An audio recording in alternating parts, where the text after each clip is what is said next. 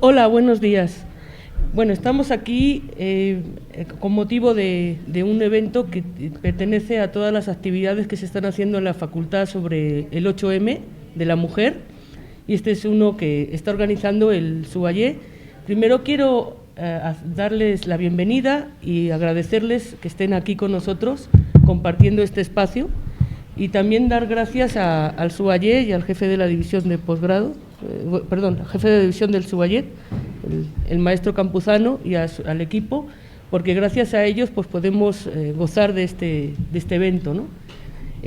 Primero quiero decirles quién soy. Yo soy la maestra María Teresa Álvarez, voy a moderar este evento, soy la coordinadora de Ciencia Política y Administración de SUAYE, y aparte de eso quiero decirles cómo se llama este evento, ¿no? Que son, el evento en sí se llama Diálogos intergeneracionales, mujeres en la administración pública, experiencias y trayectorias.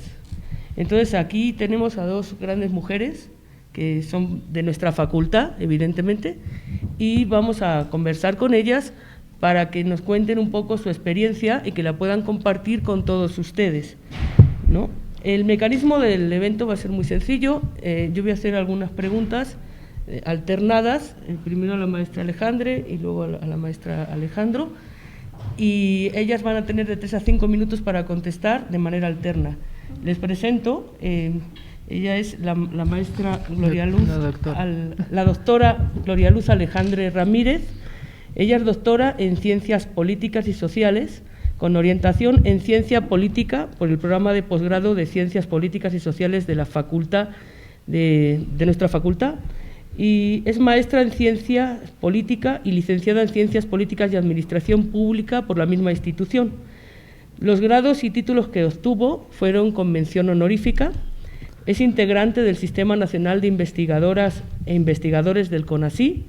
Es profesora investigadora de tiempo completo de la UACM, la Universidad Autónoma de la Ciudad de México, profesora de asignatura de la Facultad de Ciencias Políticas y Sociales de la UNAM, lleva en nuestra casa 20 años dando clases. También ella es secretaria general de la Federación Mexicana de Universitarias, FEMU, con ad honorem, coordinadora y conductora ad honorem del programa de radio Mujeres a la Tribuna, espacio radiofónico de la FEMU en Radio Ciudad 1350 de Limer. Es la primera vicepresidenta del Consejo Directivo del Instituto Nacional de Administración Pública, de la Comisión de Igualdad de Género como vocal, también es promotora, ¿no?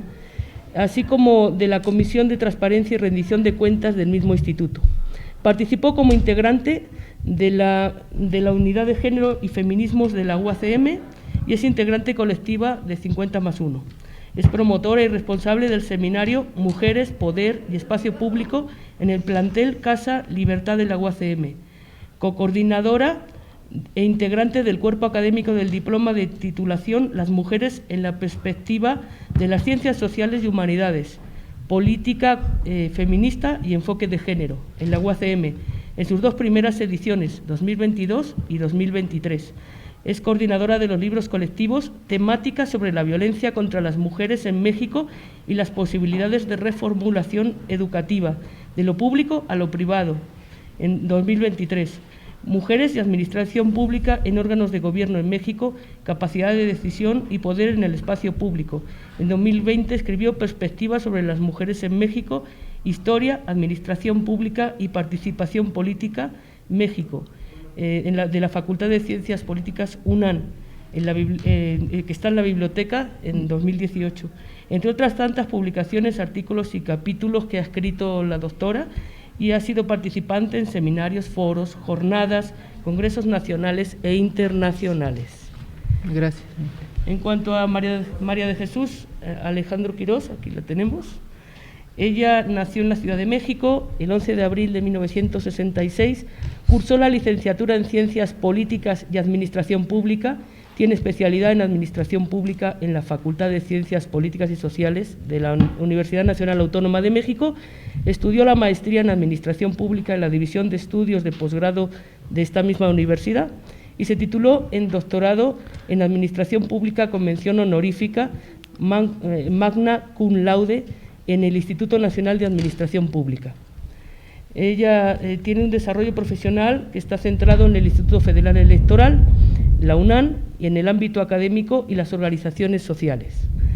En el ámbito académico, a partir de 1993, es profesora de asignatura de la Facultad de Ciencias Políticas y Sociales de la UNAM en los sistemas escolarizado y de universidad abierta, impartiendo actualmente las materias de transparencia y rendición de cuentas, estadía práctica, derecho administrativo y fundamentos constitucionales en la administración pública. En febrero de 2005 concursó y ganó la titularidad de profesor de categoría definitivo titular A en la asignatura de Derecho Administrativo, logrando en el año 2009 la categoría de profesor definitivo B de asignatura. Desde 1987 se incorporó como profesora dentro de la facultad, con lo cual la UNAM la reconoce en el año 2023 con 35 años de servicios académicos.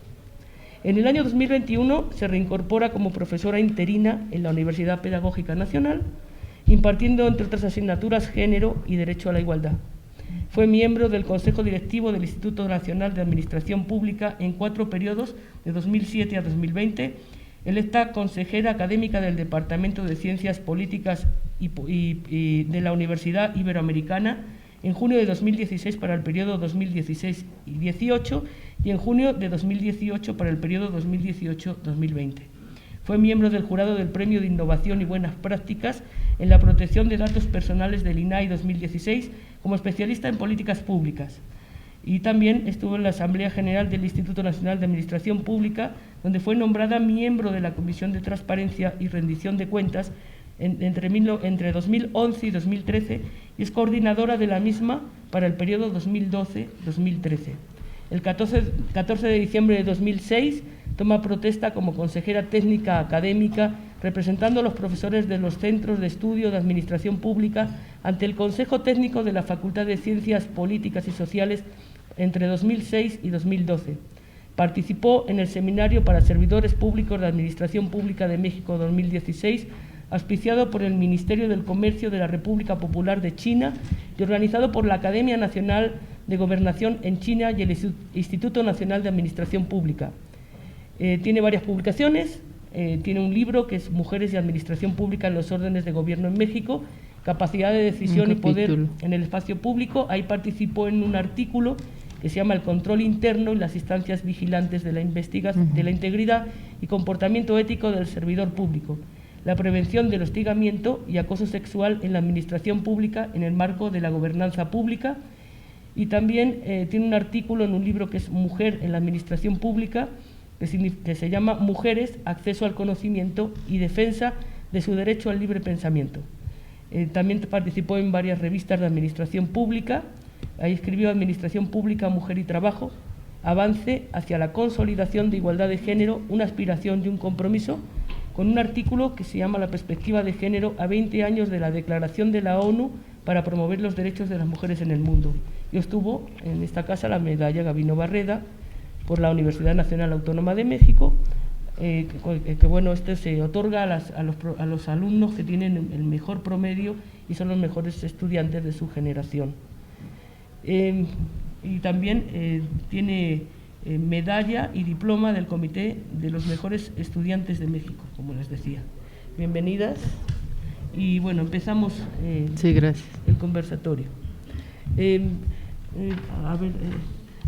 Gloria, ¿cómo fueron tus primeros inicios como estudiante de ciencias políticas?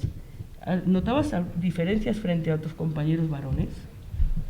Bien, pues de inicio agradecer la invitación que nos extiende la División de Universidad Abierta de Estudios de Posgrado a cargo del maestro Gabriel Campuzano, que también tiene una trayectoria muy interesante aquí en la Facultad de Ciencias Políticas Sociales, y agradecer al doctor Daniel Sánchez, secretario académico del SUAYET, esta invitación, y sin duda aquí a mi amiga, colega y compañera, la doctora Maite Álvarez. Y sin duda, pues sí, hay que abrir un conversatorio para pues distinguir si tenemos algunos puntos alusivos a las preguntas que con mucho gusto daré respuesta.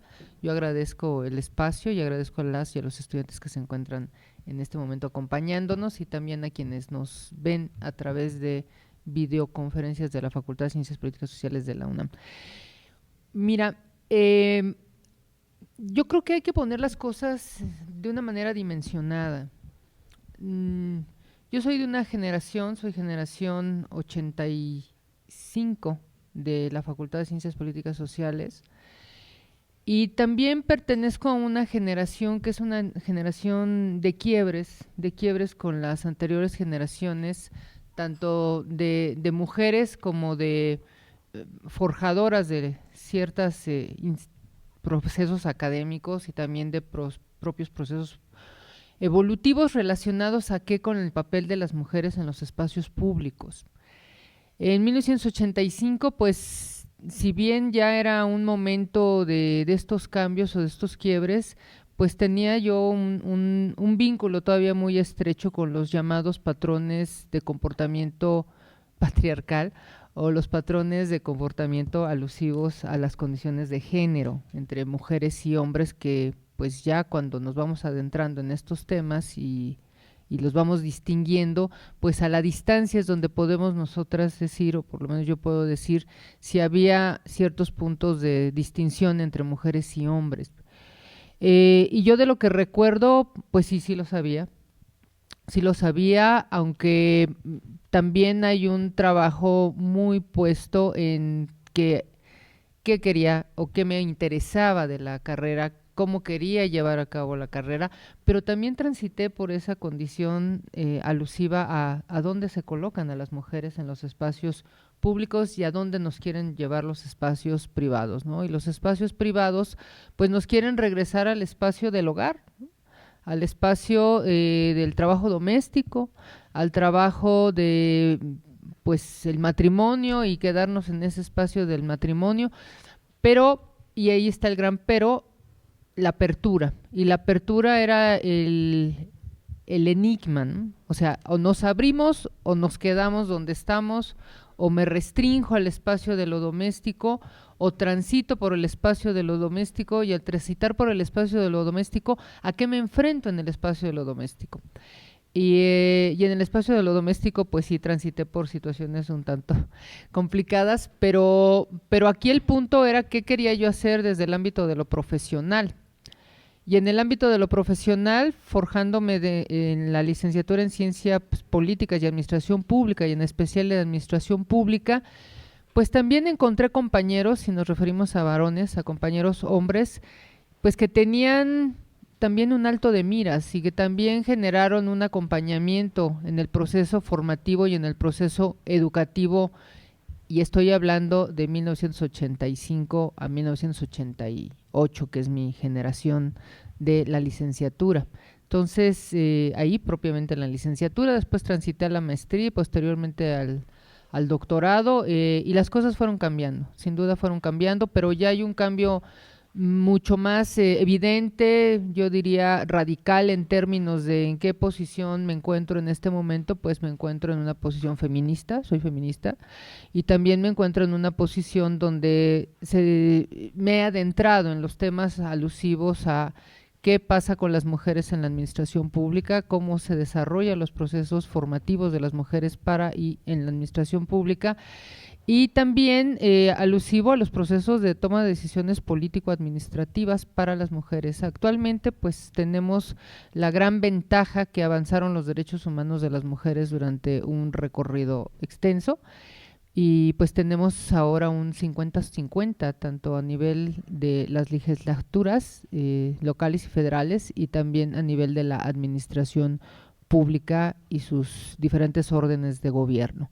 Pero sí, como todas mis anteriores colegas en las generaciones, sí nos hemos enfrentado. Actualmente nos seguimos enfrentando a ciertos escollos patriarcales, así lo tengo que decir, ¿no? Son escollos patriarcales relacionados a esa discriminación que se marca entre mujeres y hombres, sobre todo en los espacios de orden laboral, ¿no?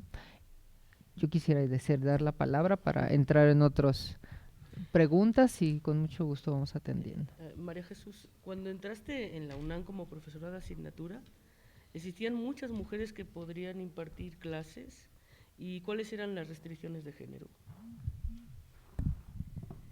Gracias a la doctora Maritere Ávila, a las autoridades de la División de Sistema de Universidad Abierta y a Distancia, y qué gusto pues estar nuevamente en casa, ahora en este sistema SUA, porque sí estuve muchos años trabajando los sábados, hasta que ya por cuestiones justamente de trabajo, pues me quedé solo con educación a distancia, pero siempre es un gusto colaborar y agradezco la deferencia de permitirme estar con ustedes comentando, y con una experta, colega, amiga también de muchos años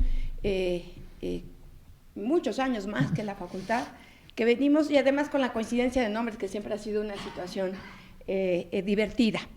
Pues bueno, el primer punto, recordemos que la incursión de la mujer en la administración pública definitivamente ha sido difícil. ¿Por qué? Porque tenemos que considerar que a la administración pública la sumamos como una disciplina que tiene una relación directa con el acto ejecutivo. Es decir, se relaciona la administración pública con poder ejecutivo, y este poder ejecutivo siempre ha estado, o se concibe, se construye además, porque es parte de un constructo cultural y social, como un campo masculino, patriarcal y discriminatorio, porque pues siempre el presidente, ¿no?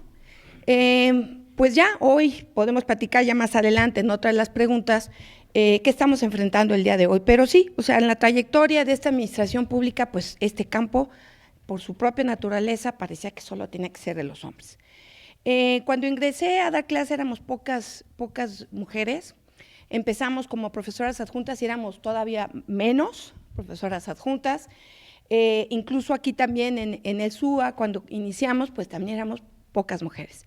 Esto también trasciende a la parte de la literatura en la especialidad de administración pública, porque si empezamos a ver, pues apenas más o menos en la década en la que yo estaba terminando la licenciatura, pues eran pocas las profesoras que daban clase.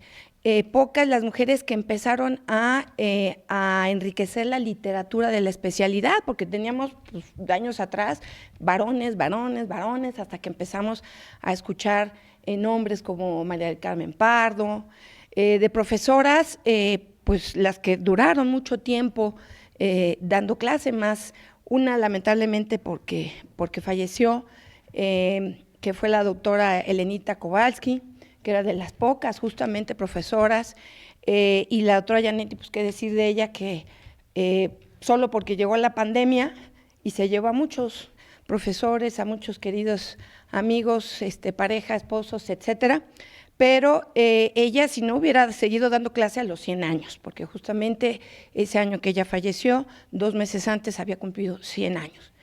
Y como ella dijo, yo lo que quiero es que si me toca en el salón de clases, pues va, porque además como mujeres somos pocas, y ella lo decía, que incursionamos. Entonces, insisto, no fue fácil en esa época. Ya hoy, bueno, la apertura, la población en la propia facultad y nuestras disciplinas, pues ya íbamos equilibrando justamente desde docentes, alumnas, que damos clases. El posgrado también se fue abriendo justamente para dar el paso a las mujeres, pero todavía nos falta, porque ya más adelante hablaremos de las brechas salariales y entonces es otro punto. Muchas gracias. Gracias. Gloria, ¿cuáles son las principales barreras que has enfrentado como mujer profesionalmente? Bien, pues la principal barrera es el reconocimiento. O sea, a las mujeres no se nos reconoce con la misma facilidad de que se les reconoce a los hombres, porque lamentablemente como se nos coloca en una posición que Simone de Beauvoir alguna vez escribió, y escribió muy bien, en el segundo sexo, pues se alude de que este segundo sexo está en una categoría de inferioridad, y en esa condición que nos coloca la perspectiva alusiva a qué con el género, qué lo masculino, qué con lo femenino, pues las mujeres nos han dejado en ese segundo plano o en ese segundo nivel. Y Simone de Beauvoir pues decía en este libro, que además es uno indispensable para comprender la teoría feminista de mediados del siglo XX, y posteriormente entender el feminismo radical, pues ella decía, pues hay un segundo sexo y las mujeres tendrían que organizarse para reclamar por sus derechos. Y si hay un segundo sexo, eso significa que se alude o se aludía a un primer sexo, y ese primer sexo está ocupado por los hombres y en la connotación de género por el género masculino. Entonces, en estas condiciones, sí, dentro de los espacios profesionales o dentro de los espacios laborales, sobre todo en mi primer trance, donde yo empecé a trabajar muy joven, cerca de los 20 años, en maíz industrializado Conasupo, que era una de las filiales del sistema Conasupo de aquellos años 90, pues el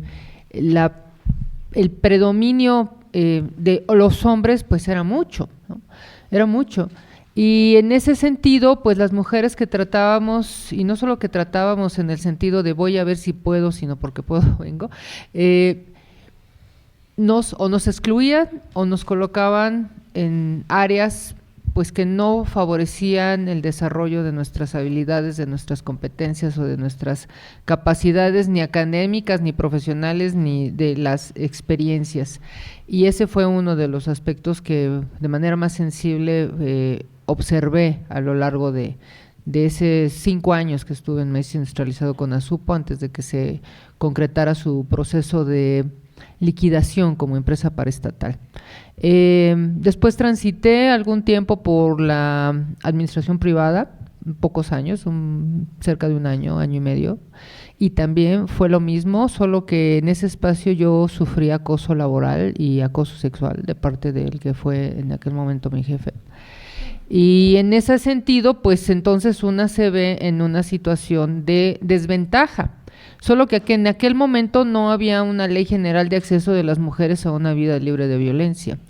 ¿Y por qué lo menciono? Porque la Ley General de Acceso de las Mujeres a una vida libre de violencia, con todos sus apartados o con todos los puntos que identifican la violencia en contra de las mujeres, pues esta se concreta hasta el año 2007, es decir, pertenece al siglo XXI. Entonces yo les estoy hablando de mi experiencia laboral del siglo XX, entre los años 95, 96 aproximadamente, en ese espacio de la administración privada, y pues dejé ese espacio de la administración privada precisamente por el acoso sexual. Además, pues estaba yo también en una situación totalmente desventajosa, ¿no?, con relación a los temas salariales, como bien menciona la doctora María de Jesús Alejandro, que qué bueno que hace la referencia, que nos conocemos más allá de los tiempos y de la historia. Sí, tenemos un vínculo muy de muchos años.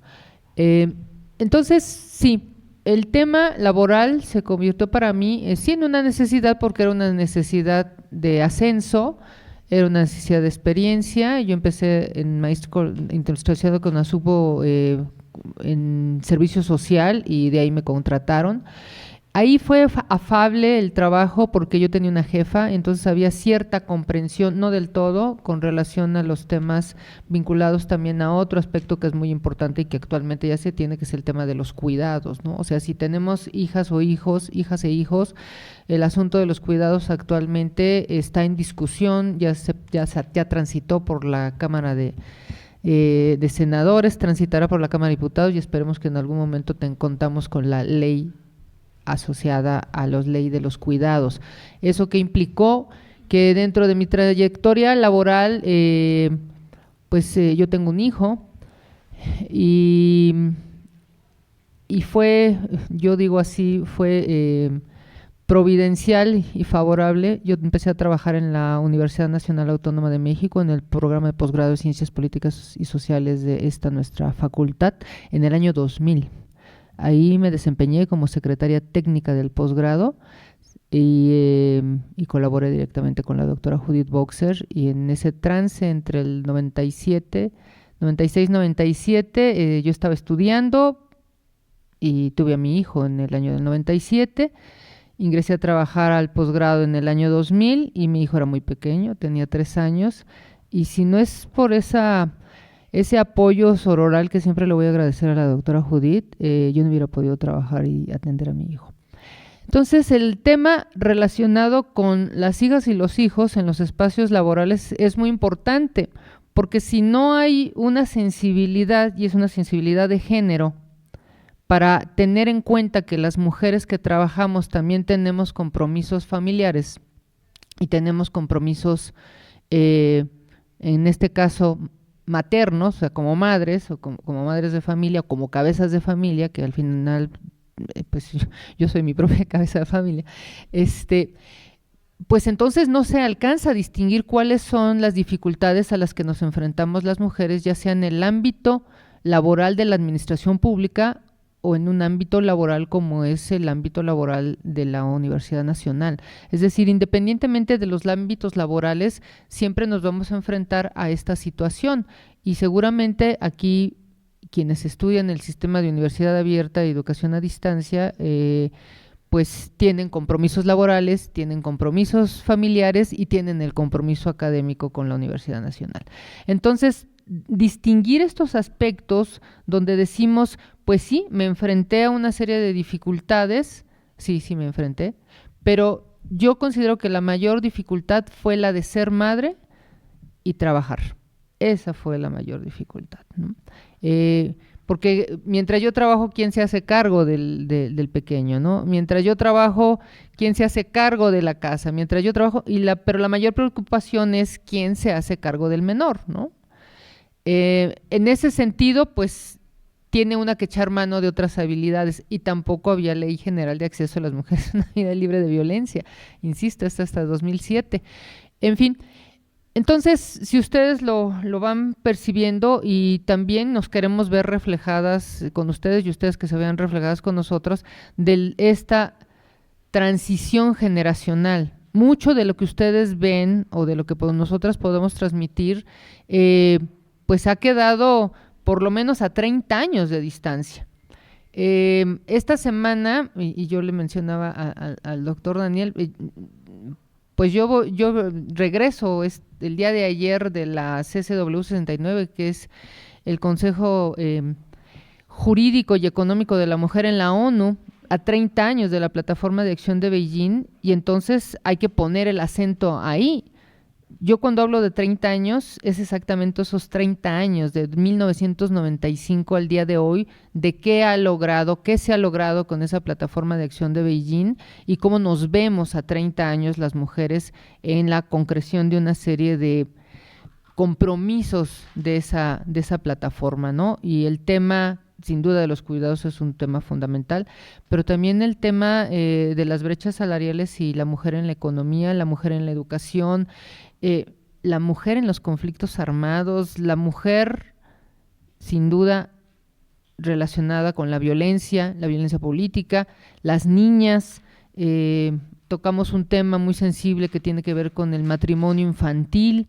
Entonces, las situaciones alusivas a los 30 años, y sí creo que quiero ser enfática ahí, estamos hablando de una distancia de 30 años con relación a nuestros propios egresos universitarios como licenciadas en Ciencia Política y Administración Pública, en mi caso también Administración Pública, maestra en Ciencia Política, ¿no?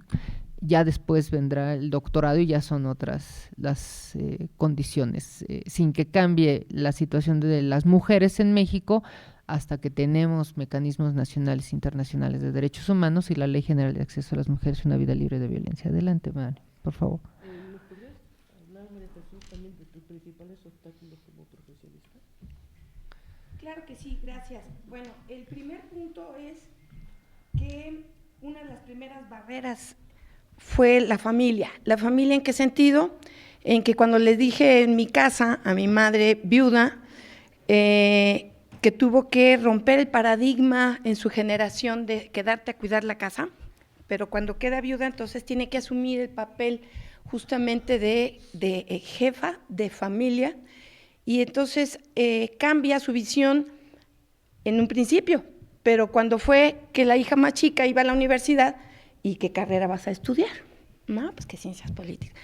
¿Pero cómo? ¿No? Entonces, pues sí, o sea, es lo que me gusta, la parte de administración, organización, la política, pero ¿cómo es que vas a andar en los mitos? Entonces, el primer elemento fue justamente la familia. Pero lo curioso es que más adelante, en este espacio universitario, es donde también hay que reconocer que entre esa década de los 90s y principios de este siglo, ya había profesores, jefes con una mente distinta. Y yo aquí aprovecho de comentar que los profesores que nos invitaron, aunque eran pocos todavía, de mujeres eran muy pocas, pero en todo mi recorrido del plan de estudios, los profesores son varones los que me invitan a dar clase. Entonces yo inicio como profesora adjunta y avanzo y tengo que reconocer que de los primeros cargos, porque su mente abierta a lo que era abrirle el espacio a las mujeres, pues es el doctor Campuzano. Con él inicié como secretaria técnica de la carrera de Administración Pública en el sistema escolarizado, y desde ahí es darnos cuenta que así como también había todo un sentido machista, también estaba la mente abierta y con una visión de que teníamos que abrir los caminos, se tenían que abrir los caminos a las mujeres. Entonces, todo inició en el aspecto administrativo con el maestro Campuzano. Pero sí, las barreras también en cuanto a la profesionalización, el desarrollo profesional, la docencia. Para nosotras las mujeres la primera desventaja es algo de lo que amamos, porque estamos amando nuestra profesión, pero también amamos a la familia. Y coincido aquí con este punto, y no solo es coincidencia, sino que así es, como dijo la doctora Alejandre. Al no existir un sistema nacional de cuidados, pues entonces o te desarrollas bien tu profesión y descuidas, entre comillas, a la familia, o optas por dedicarte a la familia y dejar tu desarrollo profesional. Pero también la vida me llevó a que aquí mismo conociera también a quien sería mi esposo. ¿Para qué? Para darme cuenta que también en esa circunstancia de viudez, porque su madre también enviudó, les dio una mente y un parteaguas que tuvo que cambiar y mover las condiciones para formar a hijos que asumieran masculinidades, que no fueran con ese enfoque machista, y eso fue una ventaja, porque es que te desarrolles profesionalmente, pero también si deseas aspirar a una familia, encuentres a la persona que coincida contigo, en que tiene que compartir. Por eso algo que aclaro ahorita es que estos sentidos de género y de igualdad no es para que solo luchemos exclusivamente las mujeres, sino que tenemos que incluir a los varones con ese enfoque de conocer también sus masculinidades, aprender también de las masculinidades y encontrar los puntos comunes. Si yo pude estudiar un doctorado con ya una hija, pues fue porque tuve, el soporte de familia, mi madre que asumió entonces a una abuela, pero cuidar a la hija, pero también la oportunidad de mi marido de decir, adelante, quieres estudiar tu doctorado, hazlo. Como familia, nosotros te vamos a apoyar. Entonces, ese es el punto, o sea, sí se puede, pero ¿qué tenemos que hacer las mujeres como responsabilidad? Criar a hombres que entiendan y asuman que esto es de sumar, no de restar. Y que sí hay quien que diga, ¿qué es feminista y todo? Sí, pero es también asumir que hay que sumar a los varones. El machismo involucra una falta de disposición para un cuidado empezando en el sentido emocional, porque como el patriarca es, entonces, pues es todas las pleitesías, lo que desee, pero no sumar, no respetar y apoyar. Entonces, es una gran responsabilidad de las madres. ¡Ay, mi hijo está lavando trastes! ¿Qué pecado habrá cometido? Va a cambiar pañales, pero ¿cómo? ¿No? Entonces, también las mujeres tenemos que asumir esa responsabilidad de crear a hijos que asuman también que vamos parejos en el camino. Que si buscamos una igualdad no es para decir, y perdón, pero lo vivo todos los viernes en mi última clase de las 7 a las 9 de la noche, donde pareciera que o es bar o es la estación de la hierba verde número 1 aquí en este espacio digital, ¿no? Pero si te asomas dices, bueno, ojalá dices, bueno, los chicos y chicas, pero también una de nuestras barreras es los aspectos subjetivos que sumamos como mujeres, porque, como quiero ser igual, entonces tomo igual, fumo igual. A ver, las igualdades no van en ese tono. Esto no es competencia, esto es sumar para ir en el camino avanzando. Y esto lo que nos lleva justamente es cuidado con las crianzas. Ahí tenemos que empezar.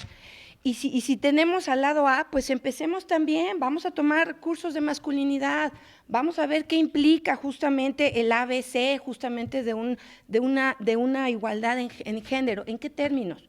Físicos, biológicos, no lo somos.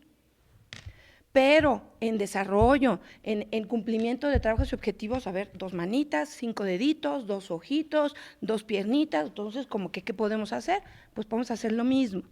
Hace 2 días pasé a un Oxxo y estaba, pues supongo que era el señor que maneja el Oxxo o está a cargo de ese Oxxo, y estaba una chica y entonces empieza a decirle, mueve esas cajas con las botellas, ¿no? Y entonces le dice, bueno, están un poco pesados, ¿no? Me voy a tardar, pero ¿qué? ¿No quieres igualdad? Pues entonces, a ver, otra vez, entendemos mal la igualdad. Y entonces, ya saben, María Jesús entró ahí con su sentido social, ¿no? De estudiosa de lo social, y entonces le dije, ¿me permite un momentito? Disculpe, yo soy cliente porque estoy aquí en este momento, y entonces eso me da derecho a decirle, ¿ya está bien fajada la señorita? ¿Le compró usted la faja especial? Porque claro que lo puede mover, nada más que en parte de su condición y a su derecho es que la dote de todo el equipo necesario si quiere que mueva esas cajas.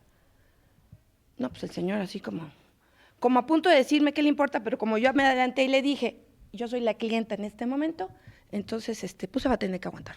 Entonces, vean ahí también en todo lo que nos falta trabajar también en la parte laboral, en donde te toca la última guardia y no importa si tienes que salir a las 2 de la mañana, pues querías igualdad, ¿no? Así, pero ¿dónde está el camión que me lleve a la estación más cercana? ¿No? Digo, tanto hombre como mujer, o sea, los dos nos pueden asaltar, a los dos nos pueden violar. Pero entonces vean ahí la confusión que existe todavía con ese enfoque patriarcal, todas esas barreras, que no tengamos un sistema nacional de cuidados que nos permita que también las mujeres podamos, si no contamos con ese apoyo. Si lo contamos, bueno, pues alguien dijo, no, ahí están las abuelitas para cuidar a los niños, pues sí, en una parte, pero también que cuentes con la familia, tanto de quienes sean varones, en tu familia, para que asuman también esa parte. Muchas gracias. Gracias. Gloria, ¿crees que ha cambiado la forma en que se visualizan en las mujeres que estudian ciencias sociales? Ha cambiado la forma en que se visualizan a las mujeres que estudian ciencias sociales. Bien, yo sí voy a reiterar algo, sí, yo sí soy feminista, y yo creo que aquí los cambios culturales no solo empiezan por la familia, empiezan también por los espacios académicos, los espacios institucionales, los espacios formativos, porque esta condición del sistema patriarcal de dominación está inserto en todas las instituciones, está inserto en las propias mujeres, eso es una realidad. Todas las que hemos nacido en el siglo XX, en el siglo XXI, nacemos dentro de un sistema familiar, y el sistema familiar se estructura con un sistema patriarcal de dominación. Y eso implica pues estudiar ¿qué? Con el sistema patriarcal de dominación. Sin duda los procesos de formación en el espacio familiar implican sí o sí la presencia de las madres, pero aquí estamos diciendo que no todas las madres están presentes en sus casas. ¿Por qué? Porque también las situaciones han cambiado. Las mujeres que tienen una condición laboral y que necesitan dejar a sus hijos en otro espacio, pues los van a dejar en otro espacio, independientemente de quién los esté cuidando, porque podríamos decir, pues la madre, y aquí todas las madres mexicanas entonces somos responsables de que todos sean machos, y entonces todas las respectivas mamás diremos, no, yo no tengo ningún macho en mi casa, yo lo que tengo es un joven que he procurado educar de la mejor manera, pero resulta que también hay un sistema que se encuentra en la escuela, que se encuentra en su trabajo, que se encuentra en el equipo de fútbol, que se encuentra en el gym, que se encuentra… Bien, porque el sistema patriarcal se refuerza de manera recurrente. Insisto, esta semana que se llevó a cabo la 69 sesión en la ONU, de la CSW 69, el mismo secretario de la ONU, el secretario general, Antonio Guterres, decía: el patriarcado vuelve y vuelve con sed de venganza. ¿Por qué? Porque las mujeres estamos ocupando mayores espacios, y el hecho de ocupar mayor número de espacios públicos hace que, y esto es pues muy sintomático, el espacio que ocupa una mujer lo deja de ocupar un hombre.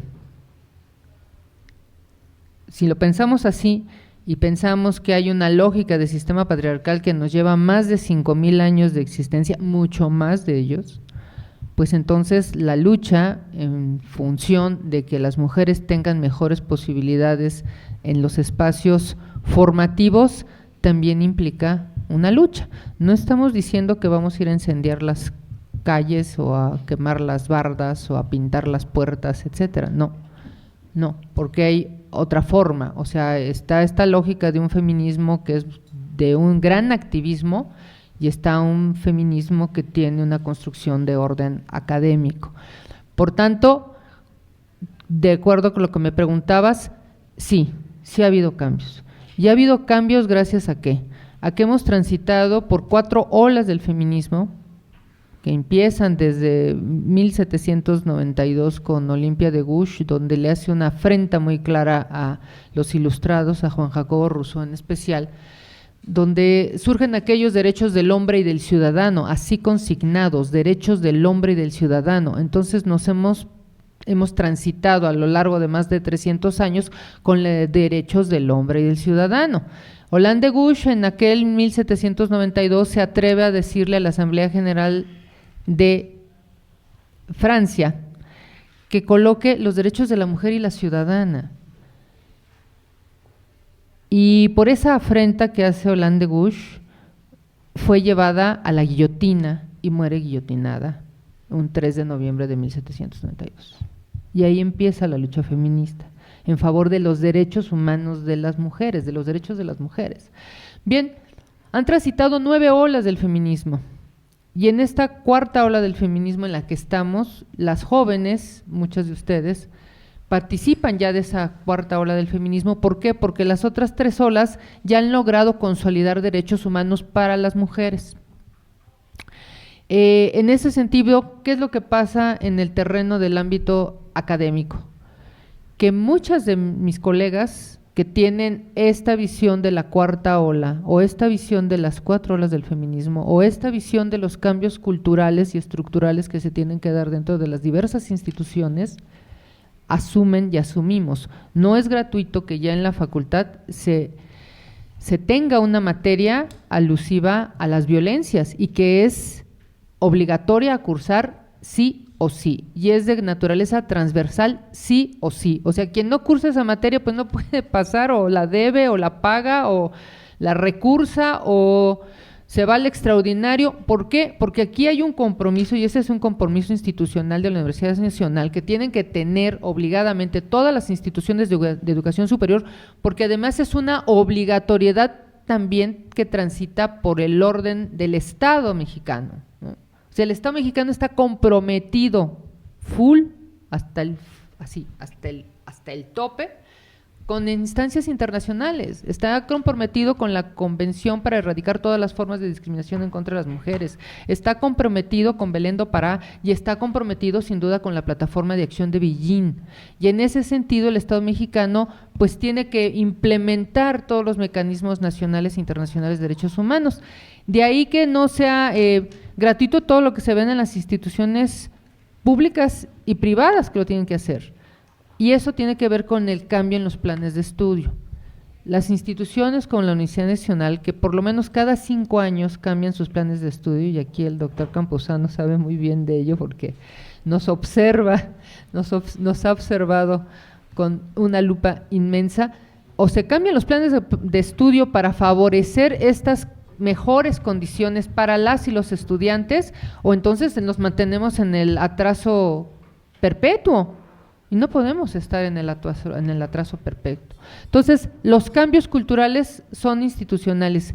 Sí, en las familias, sí, sin duda, tiene que haber un cambio cultural, y también los cambios dentro de las instituciones de educación superior. Es decir, no es una cuestión aislada, no es solamente la madre de familia que dice, ¿y ahora qué hago con este muchacho que resulta que ahora está involucrado con X, Y o Z, ¿no? Y no es mi caso, ¿no? Pero nada más habría que voltear a ver lo que pasó en Jalisco hace unos días, ¿no? Más de 3,000 cuerpos calcinados. Bueno, ¿y cuántos jóvenes estaban ahí involucrados? No solo perdidos en esa inmensidad, sino que han participado, por ejemplo, de la delincuencia organizada. ¿Estaban ahí sus madres? ¿No estaban sus madres? ¿Por qué se fueron? ¿Las madres qué hicieron? ¿Las madres los buscan? ¿Las madres los pierden? ¿Las madres sufren? ¿Las madres lloran? En fin, ¿no? Los cambios sí están. Y afortunadamente tenemos colegas también feministas en esta facultad y en otras instituciones que están muy comprometidas con esos cambios institucionales a nivel de planes y programas de estudio. Gracias, Maite. María Jesús, ¿qué diferencias has percibido como mujer entre el INE y otras instituciones educativas en las que has trabajado? Gracias. Bueno, el INE llega con la característica de ser de los primeros que llamamos órganos constitucionales autónomos. Eso es un parteaguas en términos de la organización del aparato público, pero la primera generación, que es en la que yo trabajo, con los consejeros ciudadanos, porque acuérdense, inicia con el nombramiento de hombres del sistema, pero ya en un segundo momento que llega la ciudadanización, pues curioso, quienes inician, pues son varones también.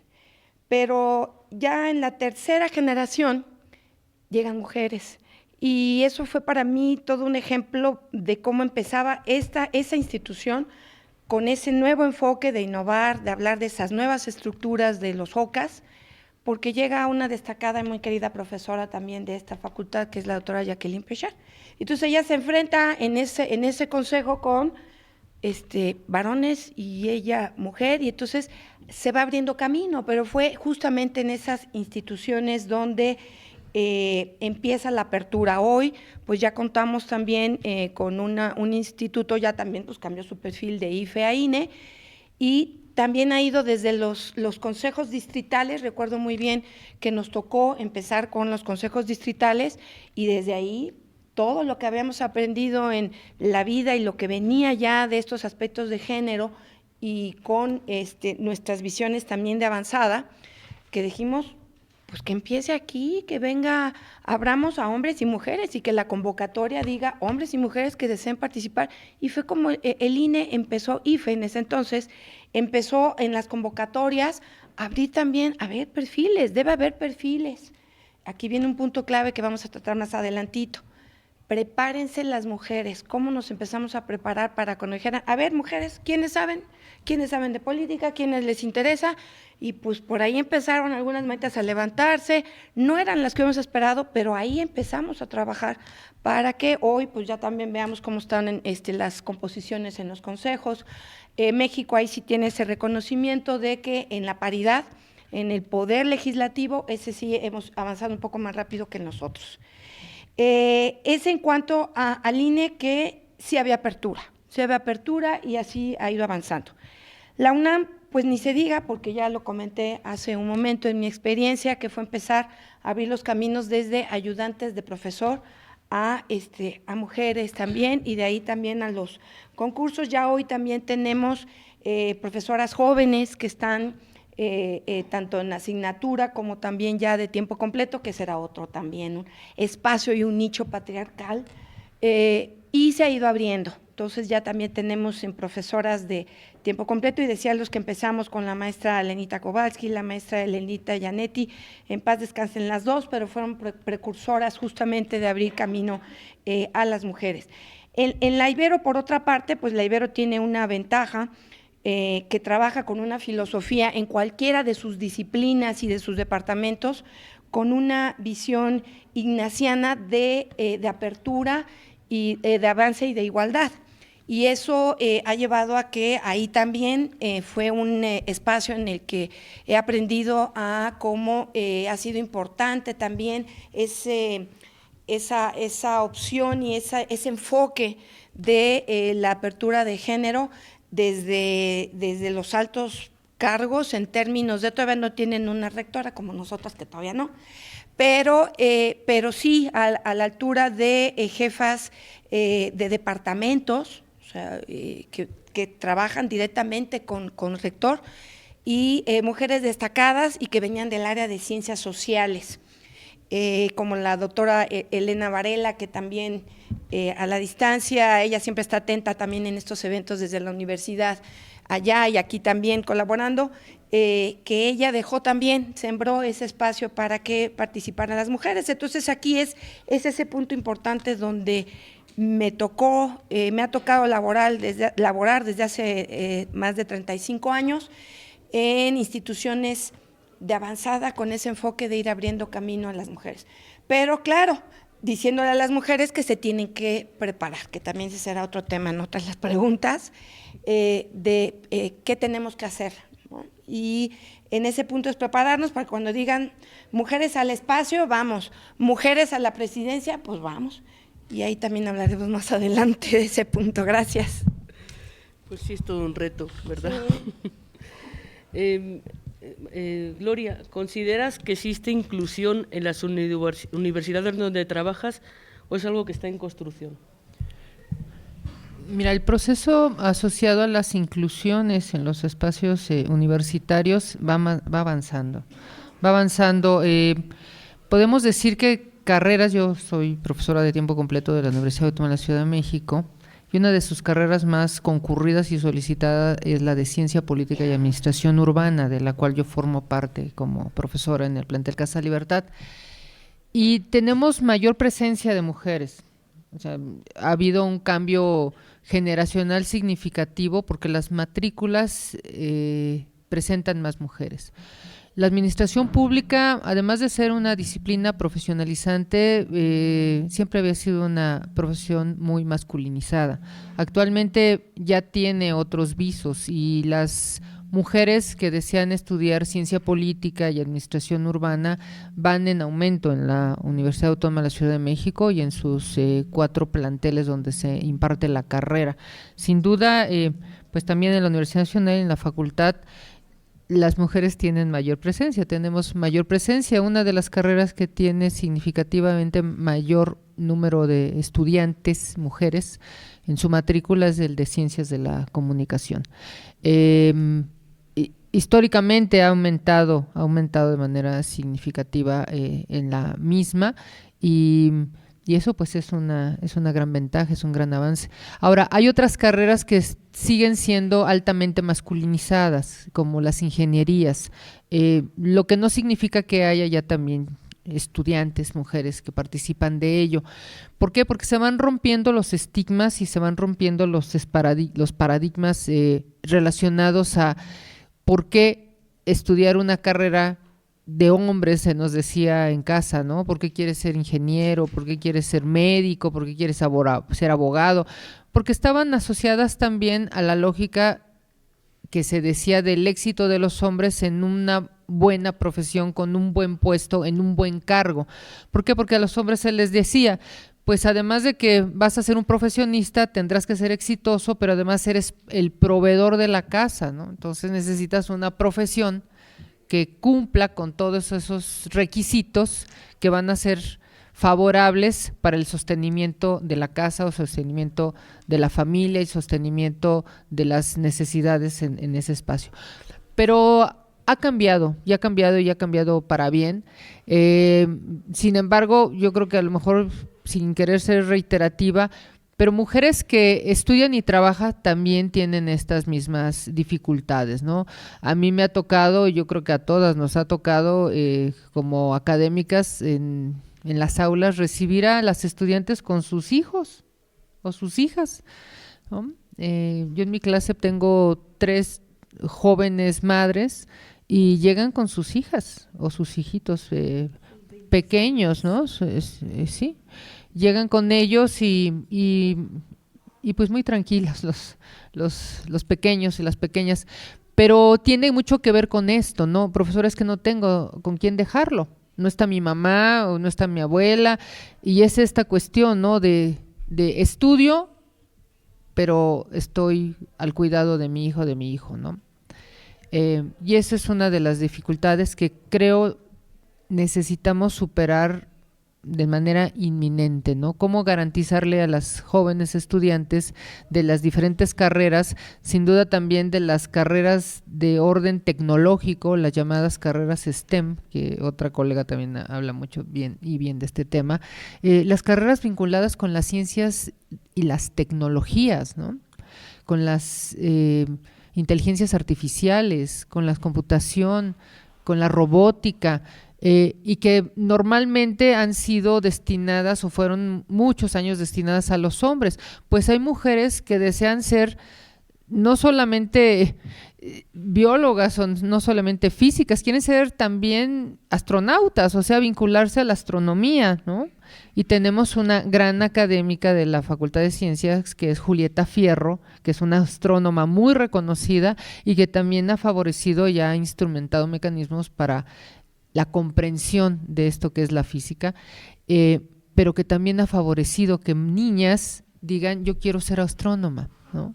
Así como habrá niñas que digan yo quiero ser politóloga, yo quiero ser administradora pública, yo quiero ser presidenta de la República, ¿no?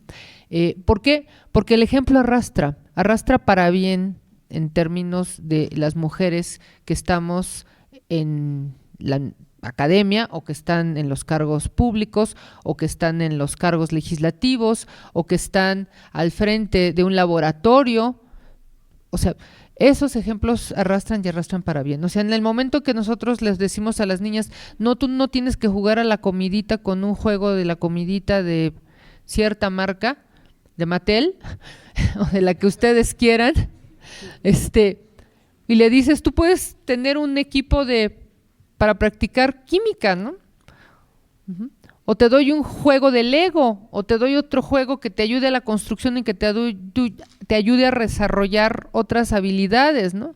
Bueno, pues entonces les estamos cambiando también a las niñas y a las jóvenes la posibilidad de que lo que quieren estudiar no tiene que ser acorde a un patrón de género, ¿no?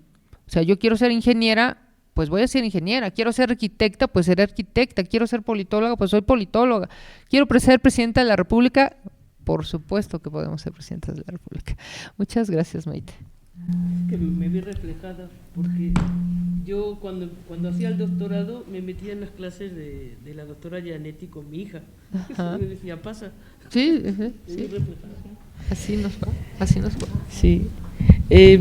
María Jesús, cuando escribiste sobre la igualdad de mujeres en la administración pública, ¿crees que hemos llegado a la igualdad entre hombres y mujeres o todavía hay obstáculos que sortear, ¿no? O derribar? Pues no se ha logrado de toda esa igualdad. Sigue existiendo un techo de cristal, incluso entre la administración pública. Y otro fenómeno que ha comenzado y que también tenemos que iniciar es las propias mujeres que cuando llegan a cargos públicos altos y de liderazgo y de toma de decisiones, para tratar de mantener ese espacio, dejan de comportarse como eso, como la servidora pública de avanzada, y terminan convirtiéndose en más machistas que los machistas. Entonces, un punto clave es, sí sigue existiendo el techo de cristal, no accedemos con toda la facilidad a esos espacios de toma de decisiones, pero lo que ahora tenemos es ya una titular del Poder Ejecutivo, la titular ya es mujer, tenemos 11 de 21 secretarías, y yo lo que espero, y ojalá ellas lo asuman, esas 11 secretarias, bueno, son 10 secretarias y una consejera jurídica, es que asuman el enfoque de sororidad. Si van a tomar su puesto para comportarse peor que un hombre con un enfoque machista, no porque sea hombre, sí, o sea, por favor no se sientan ofendidos, sino con ese enfoque en la vida, pues qué bueno que llegaron, pero ¿qué más están haciendo, no? Entonces, ahí lo importante es que no olvidemos como mujeres ese punto de sororidad. Eso de competir, no, pues que veas a las mujeres una competir contra la otra, ¿no? O sea, en lugar de sumar, porque quien saca ventaja cuando entre mujeres nos dividimos, pues ya sabrán quiénes son. Entonces, nosotras mismas hacemos, en lugar de que avancemos en este punto, hay una gran parte en donde nosotros mismos estamos frenando a nuestras compañeras por ese sentido de envidia, esas partes subjetivas, ¿no? De competencia mal entendida.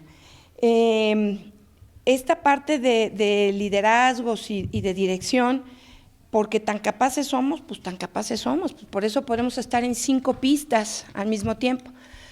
Ahorita pensando que sí, saliendo de aquí me tengo que ir al súper y entonces qué cosa me faltó y después pasar a la tintorería, pero pues estoy ahorita aquí. ¿Sí? Entonces nosotros podemos en esa habilidad, por eso los mejores trabajos y más efectivos están siendo a cargo de mujeres, porque nuestro sentido de organización, de cómo poner las partes de prioridades, pero pues esa es parte de nuestra condición y una de nuestras ventajas físico-neurológicas, ¿no?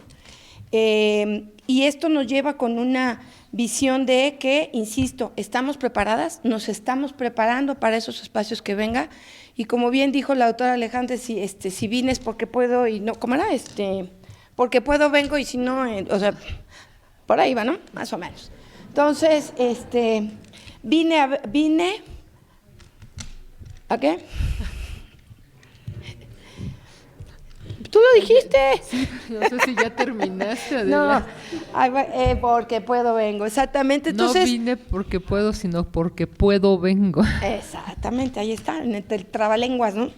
Y entonces, en este punto, y no solo es México, mi hija, por ejemplo, ella está colaborando con la ONU en todo el ranqueo de las organizaciones privadas en Europa. Va a empezar en América del Norte, dijo ya Estados Unidos de plano, ya la ONU dijo ahí no vamos a poder hacer gran cosa con Trump, y lo saca a colación porque todavía me llama y me dice, mamá, ¿te acuerdas cuando ella no estudió ciencias políticas, ¿no? Digo, sus papás habían estudiado ciencia política, administración pública, y dijo, a ver, si ya sé de eso, pues ¿para qué estudio eso? Voy a enriquecer con algo más. Y en de los negocios internacionales, siempre me llama y me dice, mamá, ya, recuerdo cuando tú estabas dando tus clases y además en la parte de pandemia y que yo estaba escuchando cuando das tus clases, cómo tratan las empresas de disfrazar que efectivamente están manteniendo ese enfoque de igualdad. Y entonces le dije, bueno, pues tú tienes la información, la haces en gabinete, pero cuando te vayas a campo, entrevista a las mujeres, pide entrevistar a las mujeres, y del listado donde te dicen los de evaluaciones del desempeño, a esas más altas, entrevístalas y dile a ver qué promedio tuvo usted y pide las listas de los varones, y entonces ahí te vas a dar cuenta. Después me habló y me dijo, cierto mamá, cuando hice la comparación, les dije, a ver, porque esta mujer que sacó 9.5 y este hombre que sacó 9, él avanzó a los cargos de toma de decisiones de consejo, y la que tenía el más alto puntaje se quedó, o sea, también techo de cristal en México y en el mundo. Y entonces, dice, lo que pasa es que tenemos un problema serio en Europa, decía, donde no sabemos cuidar a nuestros ancianos, ¿no? A la generación que nos precede. Entonces, y lo mismo, tú hubieras avanzado, pero ya me acordé que tienes a tu mamá, ¿verdad? Y que solo tú te vas a hacer cargo porque no hay ese sistema. Entonces, inmediatamente nos descartan. Así también está pasando en la administración pública para nosotros, donde eres la ideal, pero tienes 2 hijos. Y además estás cuidando a tu mamá, ¿verdad? No, ¿qué tal si surge una emergencia y nosotros requerimos de… Gracias, suerte para la siguiente, ¿no? Entonces, sí, nos falta trabajar, no se ha logrado del todo la igualdad, pero indiscutiblemente vamos avanzando. Muchas gracias, María Jesús. Gloria, cuando te incorporaste al INAP, ¿cuáles crees que fueron los obstáculos como mujer? Bien, gracias. Yo me incorporo al Instituto Nacional de Administración Pública en el año 2011 y ahí me incorporo para colaborar en un seminario, que es el seminario temático de titulación para las maestría en Administración Pública. Pero yo que tengo que decirlo, el Instituto Nacional de Administración Pública, que como sabemos es la casa de la Administración Pública en México, tiene varias condiciones, ¿no? Y una de sus condiciones pues es también emitir y egresar titulados, ¿no? Yo lo que, digamos que a la dificultad que mayor, a la que mayor me enfrenté, válgame la expresión, fue si quienes pasaban por ese seminario de titulación estaban en la disposición de trabajar primero con una mujer. ¿Por qué? ¿Por qué lo digo? Porque muchos en estos seminarios eran hombres de encargos públicos, ¿no? O sea, o sea, le vas a dirigir la tesis al diputado, ¿verdad? Le vas a dirigir la tesis al subsecretario de alguna secretaría, le vas a dirigir la tesis a alguna mujer de otro cargo público. Y se volvía un reto muy interesante, porque uno pudiera pensar, bueno, es que el servidor público está en el estatus de servidor público, ¿no? Y yo estoy en el estatus de profesora del INAP. Pareciera que el estatus cambia, ¿no? Pero me llevé la grata sorpresa de que todos los servidores públicos, tanto hombres como mujeres, tenían la disposición de trabajar su tesis con una profesora que no estaba en un cargo público, ¿no? O sea, yo soy profesora de tiempo completo.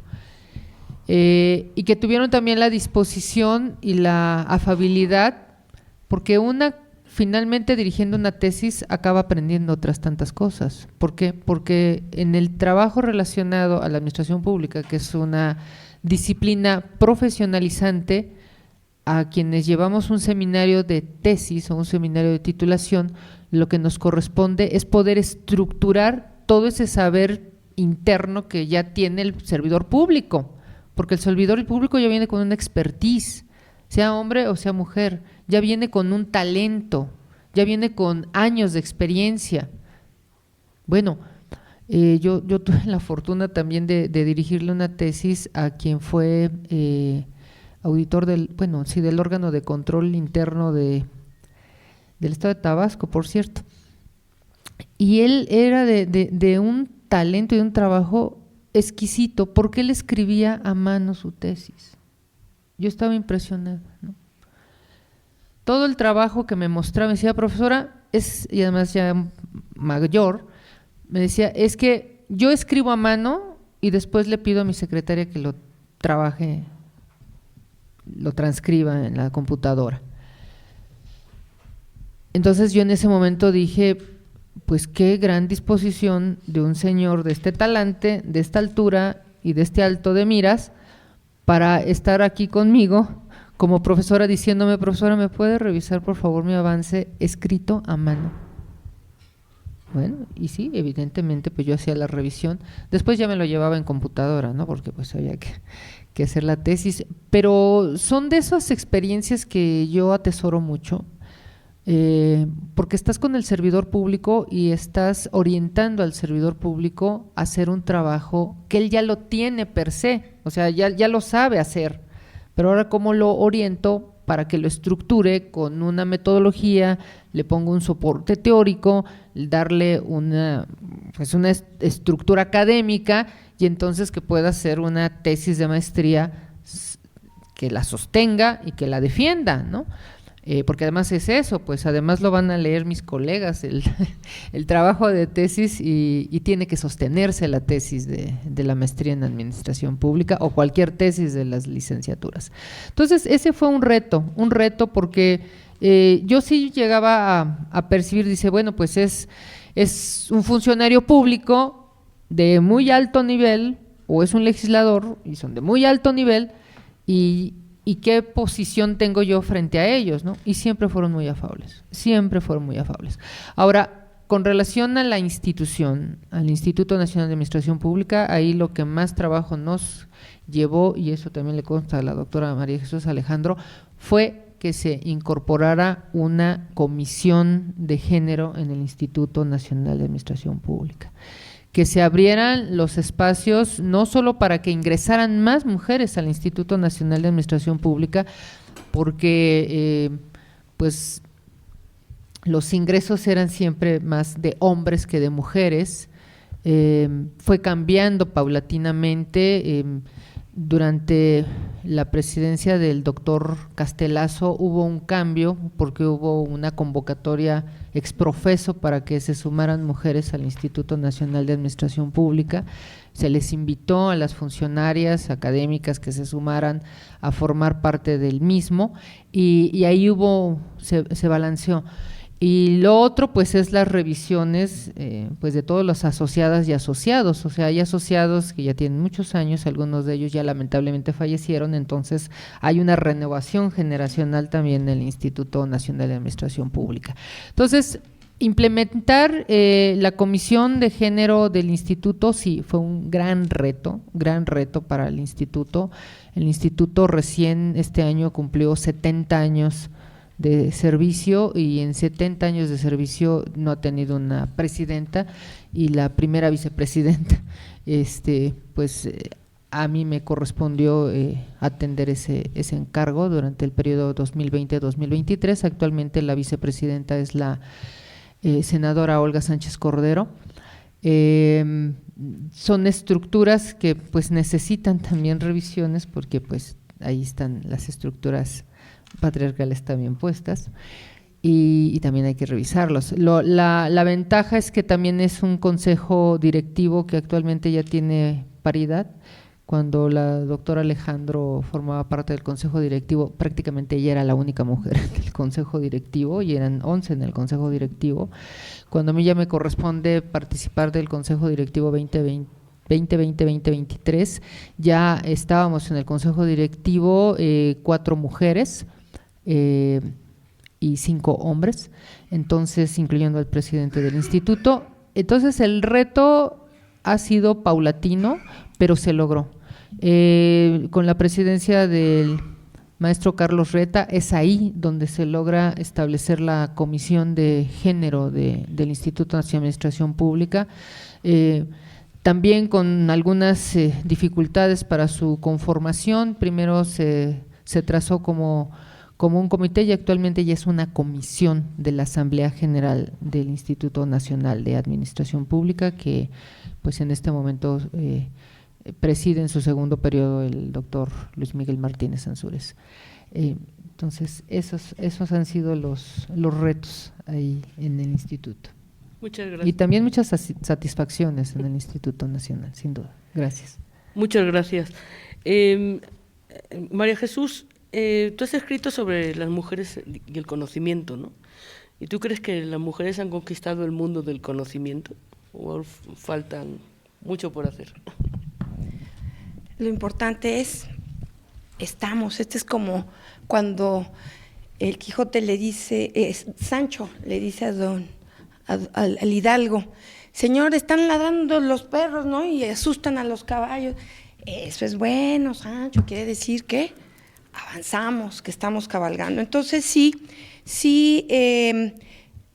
hay un avance, no tan importante, pero no porque las instituciones estén cerrando en términos de conocimiento, sino porque no tienen una política del impulso a…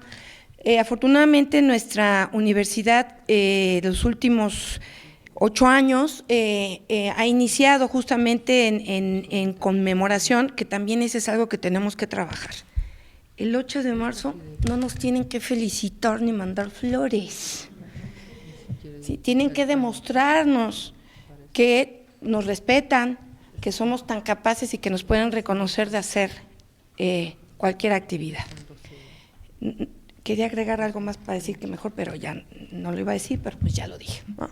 Entonces, pero ¿por qué? Porque no se trata de que podamos golpear, o sea, no, mejor que los hombres. Pues no, pues los hombres tienen una estructura ósea diferente, sí, sus músculos diferentes, funcionan diferente. ¿Por qué queremos ser igual a ellos?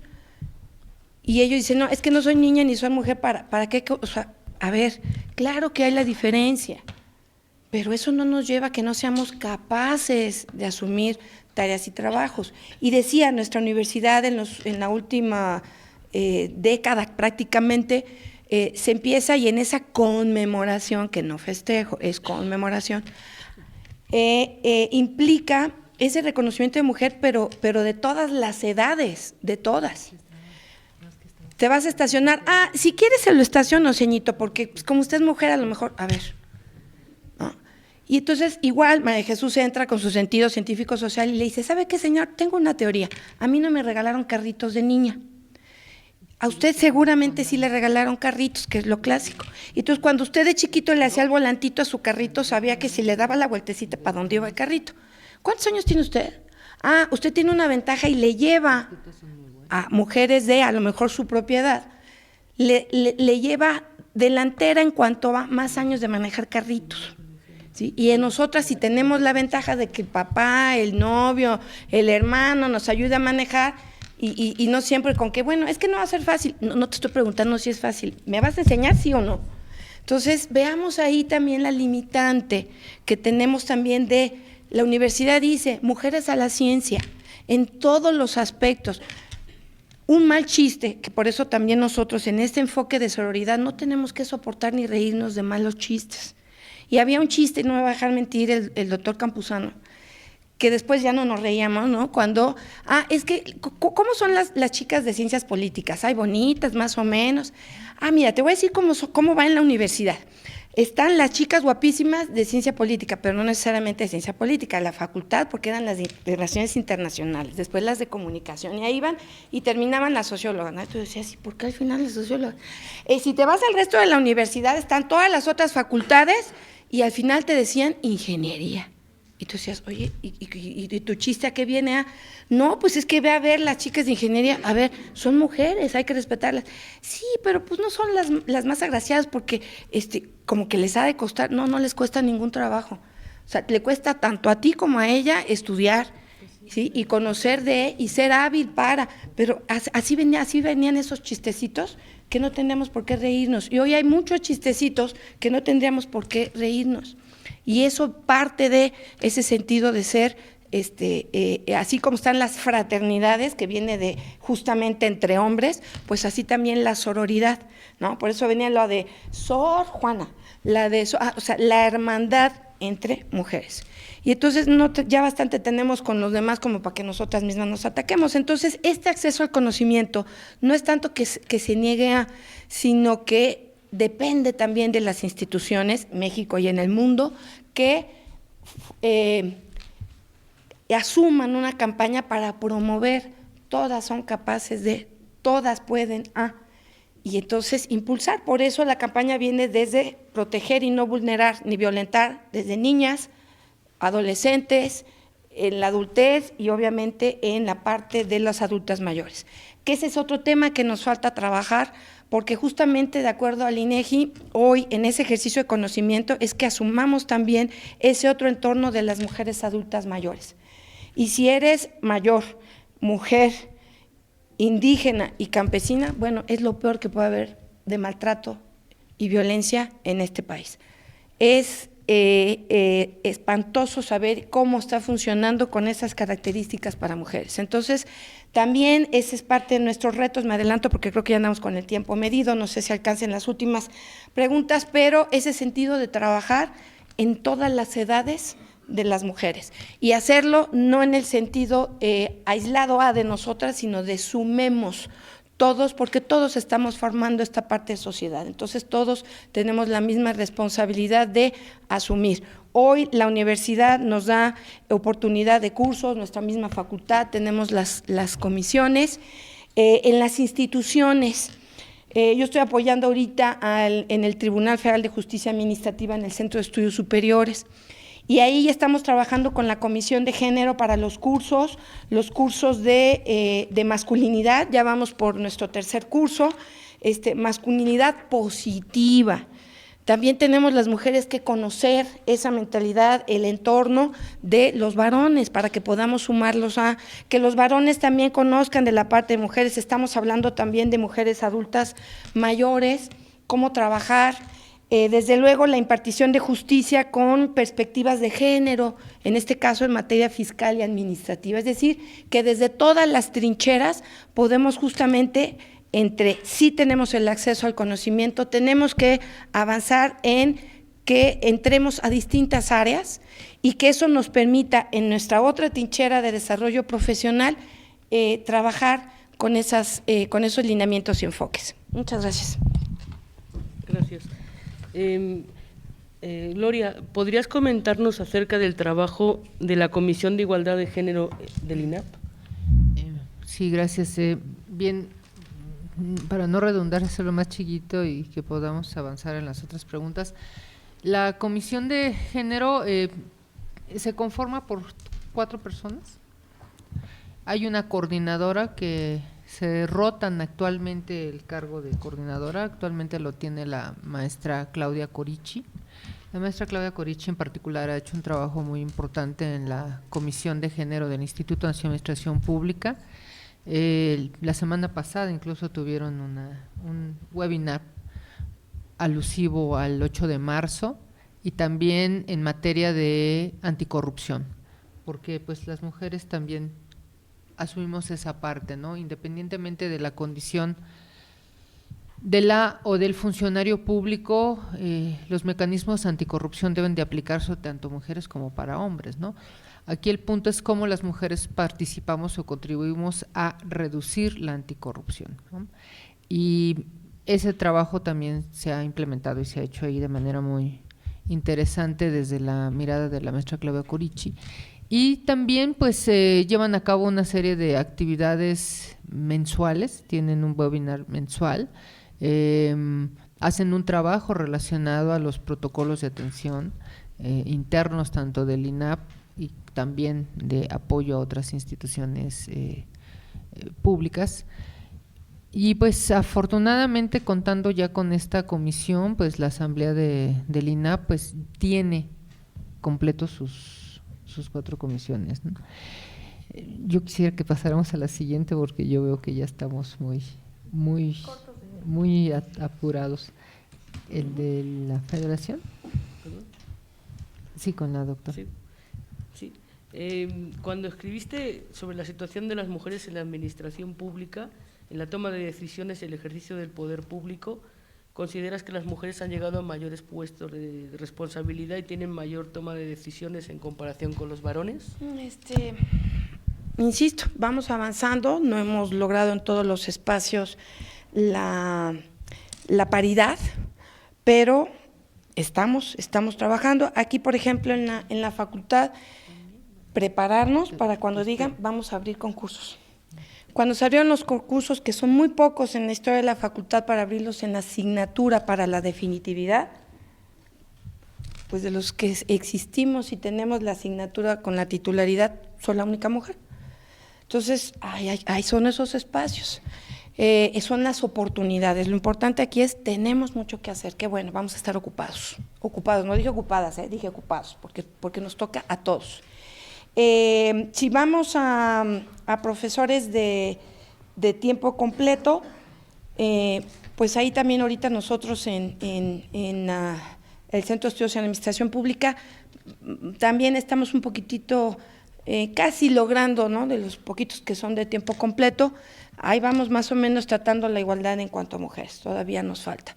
Y que somos, en el caso del sistema escolarizado, somos de los centros de estudio donde tenemos menos profesores de tiempo completo, también ese punto es clave.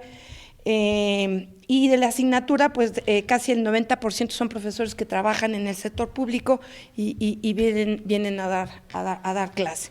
Entonces, ahí nos falta justamente, pues sí, todavía trabajar. Decíamos, en cuanto a la administración pública federal, ya tenemos un camino.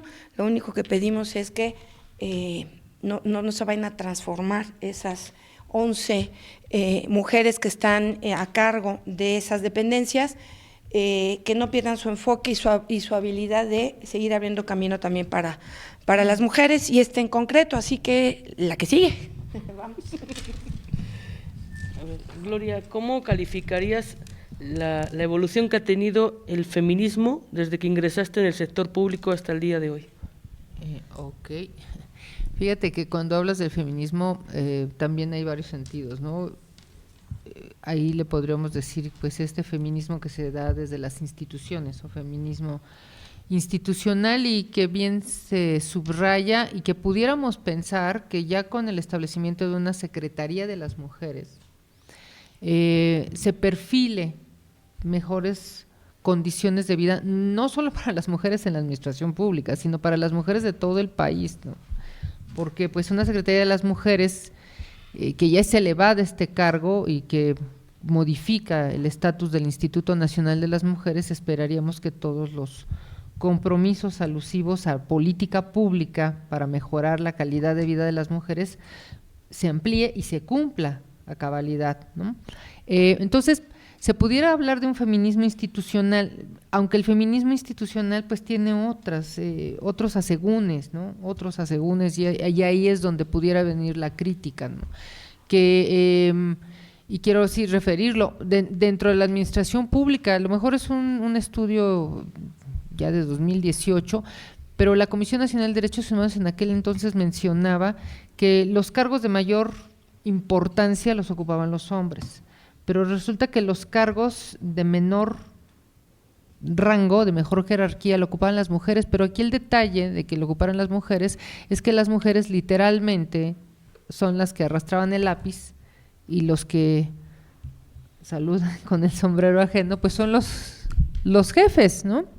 Es decir, el trabajo de las mujeres en la administración pública a veces y muchas veces no es valorado igual que se hace con los hombres que están ocupando los cargos de mayor nivel. Si bien ya tenemos un 50-50 en la administración pública, obligado sin duda por la Ley de Paridad en Todo del año 2019, hay espacios dentro de la administración pública que no son al 50-50. Si nosotros lo pensamos a nivel local, que tenemos más de 2.400 municipios, solo el 25% de estos municipios lo ocupan mujeres en el cargo de presidenta municipal. A esto nos cruzan otras tantas cosas, entre ellas las violencias en el país a lo largo y ancho, ¿no? Por otra parte, pues yo quiero unirlo con otra pregunta que está aquí de una vez para no, si me permites, para no repetir el punto. Yo colaboro en la Federación Mexicana de Universitarias, y en la Federación Mexicana de Universitarias soy secretaria general de la misma federación. Esta federación la encabeza la doctora Patricia Galeana, historiadora y profesora de la Facultad de Filosofía y Letras ya desde hace muchos años. ¿Y por qué lo quiero referir? Porque la federación tiene a su cargo y encargo sin duda el Museo de la Mujer. Los espacios reeducativos que nos permitan valorar otros puntos relacionados con cómo modificar y cómo fortalecer también el feminismo, no solo en el institucional, sino en otros ámbitos, es conociendo las actividades que se llevan a cabo en el Museo de la Mujer y una serie de conferencias que tenemos prácticamente todos los días. El museo solamente descansa los lunes, y estas conferencias son y se transmiten también vía Zoom, vía electrónica a través de las redes sociales del museo. Y me viene a tono, ¿por qué? Porque precisamente durante todo este mes estamos llevando a cabo un ciclo de conferencias alusivas a la historia de los feminismos, ¿no? Y es el Día Internacional de la Mujer, el 8 de marzo, se conmemora esta fecha. Como bien se dice, pues no es para que nos feliciten o nos traigan flores, sino lo que estamos conmemorando fue un hecho atroz, ¿no? Hacia finales del siglo XIX, 1857, pues donde se alude y se habla y se dice, ¿no? Aquí hay un abuso al trabajo de las mujeres, y tenemos también ya en el siglo XX pues estas más de 140 mujeres que mueren calcinadas en una fábrica textil en Nueva York, y resulta que las mujeres cuando están muriendo mueren encerradas. ¿Por qué? Porque los los patrones, los dueños de las fábricas no las dejaban salir. ¿Para qué? Para que cumplieran con su tiempo de trabajo, que no eran precisamente 8 horas, eran 12 o 14 horas de trabajo. Cuando lamentablemente se empieza a quemar la fábrica y las mujeres no pueden salir y se empiezan a quemar, a calcinar, también se empiezan a quemar las telas. Y en ese momento ellas están trabajando con telares de color violeta.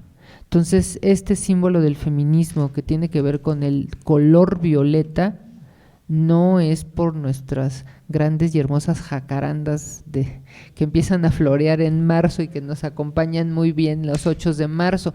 Es alusivo a la muerte de más de 140 mujeres que al momento de quemarse sus cuerpos junto con las telas, lo que va saliendo por las chimeneas es un humo morado o humo violeta. Y esto lo quiero referir y pues sí, aprovecho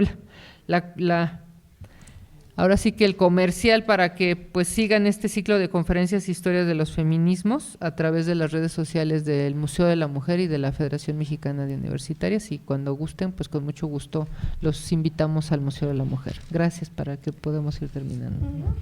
Bueno, María Jesús, ¿cuáles son los obstáculos que resaltarías que existen en el desarrollo profesional de las mujeres en la administración pública?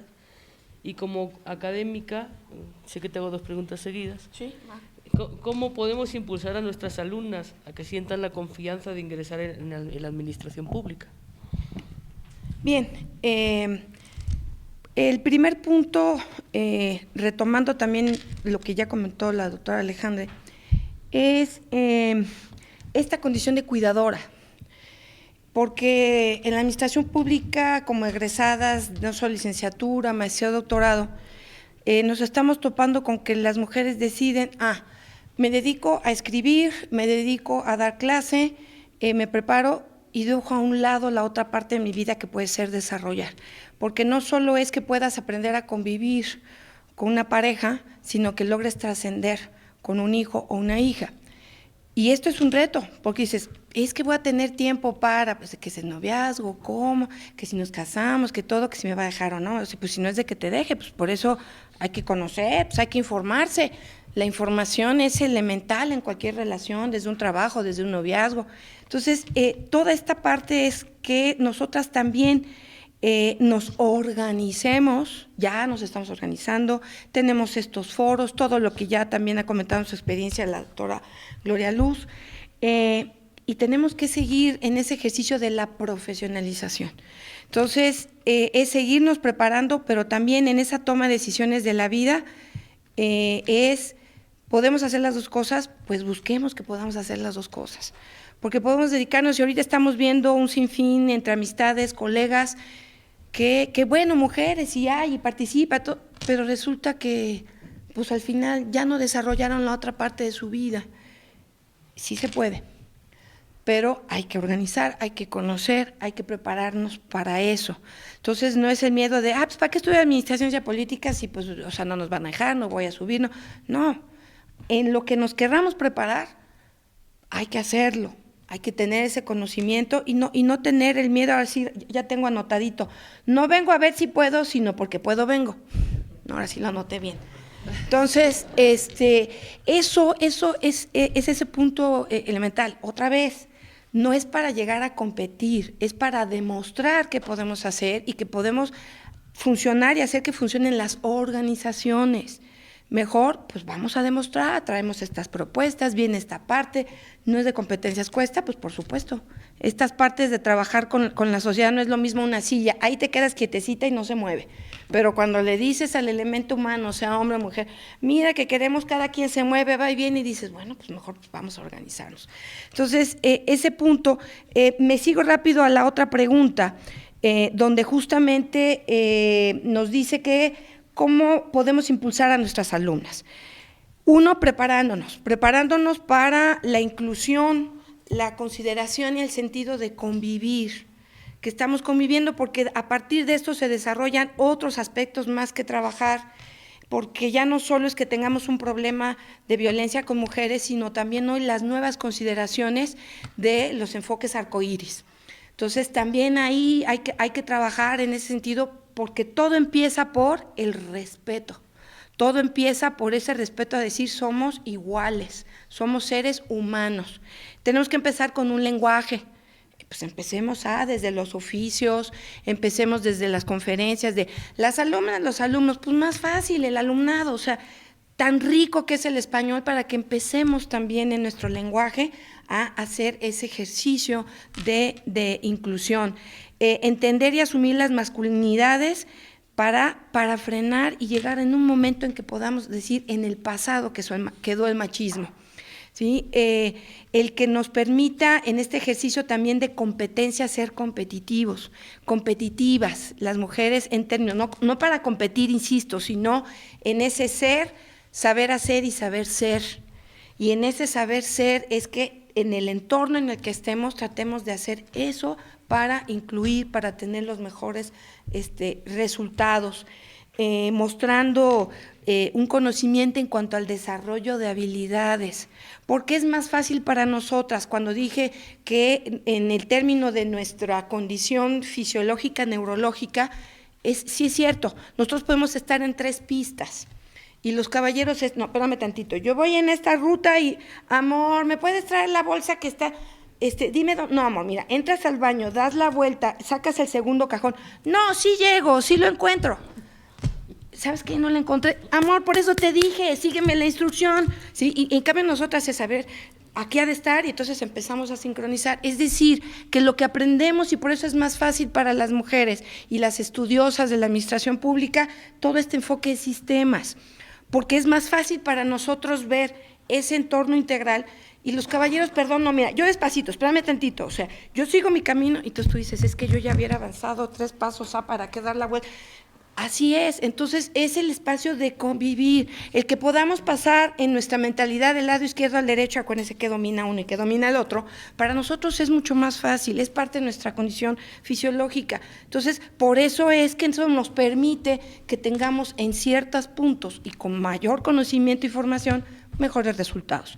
Entonces, este punto tiene que ver con la parte de habilidades y aprender justamente sobre ese género, y me salto ya la pregunta para las conclusiones. La 9ª es aprender sobre esa parte de género, la parte de igualdad.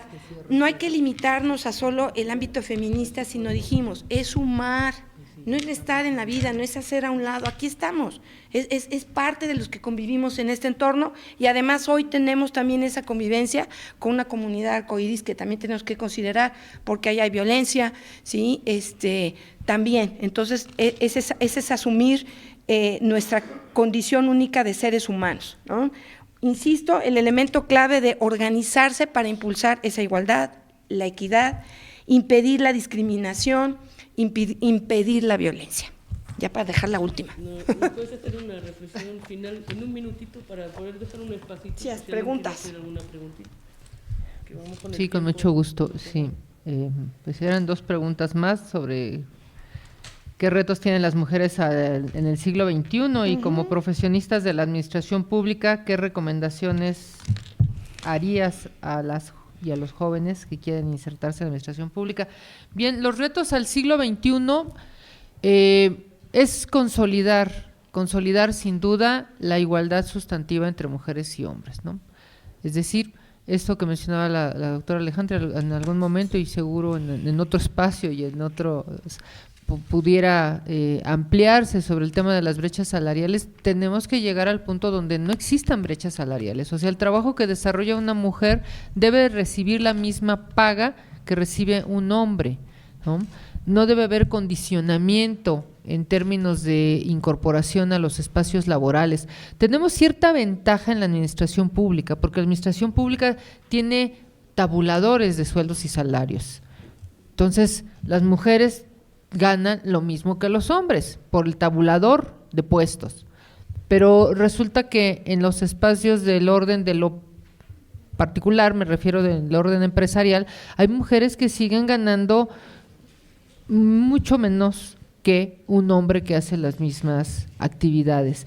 Y eso ya, además de que implica pues un delito en términos de violencia económica y de violencia patrimonial hacia las mujeres, sobre todo en violencia económica, pues implica también un retroceso. O sea, las mujeres vamos en avanzada, no podemos regresarnos a los 30 años que ya estamos discutiendo de la plataforma de acción de Beijing y los cumplimientos que se han logrado. Entonces vamos de lleno hacia obtener la igualdad sustantiva entre mujeres y hombres, y que esos espacios sean realmente respetados para las mujeres y que también sean consolidados para que puedan desempeñar sus capacidades, habilidades y competencias en los diferentes espacios de la administración. Y sin duda de la administración pública, pues invitarlas, reiterarles que están en la carrera correcta, en la institución también correcta, a la que yo amo profundamente, mi Facultad de Ciencias Políticas Sociales de la Universidad Nacional Autónoma de México, y que pues que avancen en sus estudios, que cualquier duda que tengan pues se acerquen a sus profesoras, sobre todo cuando son temas sensibles en materia de género. La facultad tiene también una unidad de género que está a cargo de la maestra Mónica Amilpas, que cualquier situación que vean o que las afecte, se acerquen con la doctora Mónica, Amilpas, o bien que se acerquen a las áreas del SOAYET para que a su vez sean canalizadas o canalizados a las instancias correspondientes. Entonces, la administración pública pues tiene este gran semillero de grandes profesionales y académicas, en nuestro caso, y que es la Facultad de Ciencias Políticas Sociales, y sin duda del sistema de Universidad Abierta de Educación a Distancia, del cual soy profesora ya desde hace 20 años. Gracias, doctor Campuzano. Gracias a todos y a todos. Adelante. Bueno, quiero agradecer a las dos ponentes toda su contribución, ¿no?, a este evento, y que quería saber si alguien del público pues quiere hacer algún comentario, alguna pregunta. No vamos a poder hacer muchas porque falta poco tiempo, pero por lo menos un par de ellas quizás sí se pueda. Maestro Campuzano. Yo solo quiero agradecer a nuestras muy distinguidas compañeras universitarias los conocimientos que hoy nos han traído para enriquecer a esta comunidad. Estoy muy agradecido que hayan aceptado participar en esta mesa. También agradezco a Maite la conducción de la misma, y les recuerdo que esta es su casa y le seguiré dando la cara. Con mucho gusto. Ningún, al contrario, gracias. Había por ahí. Sí. Había por ahí un comentario. No, de hecho son preguntas. Ah, bueno. La primera es para la mesa. Beijing más 30 ha sido una especie de corte de caja, en donde podemos ver, digamos, de dónde venimos y hacia dónde nos dirigimos. Sin embargo, hemos podido advertir a partir de este recuento que todavía existen muchas resistencias por parte de algunos países para adherirse al convenio para eliminar todas las formas de discriminación en contra de las mujeres. Esto atiende a muchos aspectos, puede ser político, social, económico, incluso demográfico. ¿Cuál sería una de las propuestas para poder a corto plazo trabajar con ese tipo de resistencias? Esa es la primera. La segunda es para la doctora María de Jesús Alejandro, y es con relación al… Bueno, en el sector federal, afortunadamente ya se cuentan con comisiones de género y unidades de género que pueden trabajar todo este tipo de problemática, que parten desde la sensibilización, la inclusión y la información, como en el caso del Tribunal Federal de Justicia Administrativa. La pregunta sería en el siguiente sentido: ¿cuál sería una propuesta visto desde la administración pública y desde la ciencia política para poder paliar de igual forma del problema que se presenta en el sector privado? Y la última es para la doctora Gloria. es con relación a la Secretaría de las Mujeres. ¿Es un retroceso o un avance? Esto en el sentido de que el Instituto Nacional de las Mujeres gozaba de una autonomía de gestión y técnica. Ahora se encuentra subrogada a una secretaría y por lo tanto al Poder Ejecutivo. Esto de cierta manera limita un poco la forma de cómo se venía desarrollando el Instituto Nacional de las Mujeres. Me gustaría saber su opinión. Gracias. Con relación a Beijing 30, sí, se cumplen 30 años de la Plataforma de Acción de Beijing. Sin embargo, no está resuelto los 12 puntos de la plataforma. Hay un punto en especial que a todas nos preocupa, sin duda en la Federación Mexicana de Universitarias nos ha puesto la alerta, es el tema de las niñas. Aquí el tema de las niñas se vuelve realmente complicado porque resulta que nuestro país, y no estamos hablando del siglo XVIII ni del siglo XIX, estamos en pleno siglo XXI, las niñas siguen viviendo una violencia infame, sobre todo relacionado con temas de abuso sexual infantil, con temas de embarazo adolescente. Normalmente una joven que vive un embarazo adolescente es porque vivió alguna situación de violación en su propio hogar, en su casa. Y el otro gran dilema es los matrimonios infantiles. Es decir, en nuestro país, en las sierras de Guerrero, en las sierras de Jalisco, en las sierras de Oaxaca, en las sierras de Chiapas, en las sierras, en todo este sureste mexicano, se sigue viviendo matrimonio infantil porque a las niñas se les intercambia o por cervezas o por vacas o por predios o por cualquier cosa que se pueda usted imaginar, lacerando sus derechos humanos, ¿no? Los derechos de las niñas, de las infancias también están explícitos. Entonces, tenemos ahí una gran dificultad con las dos esferas de atención de la Plataforma de Acción de Beijing y en especial con el de las niñas. Y México ahí está en una gran deuda.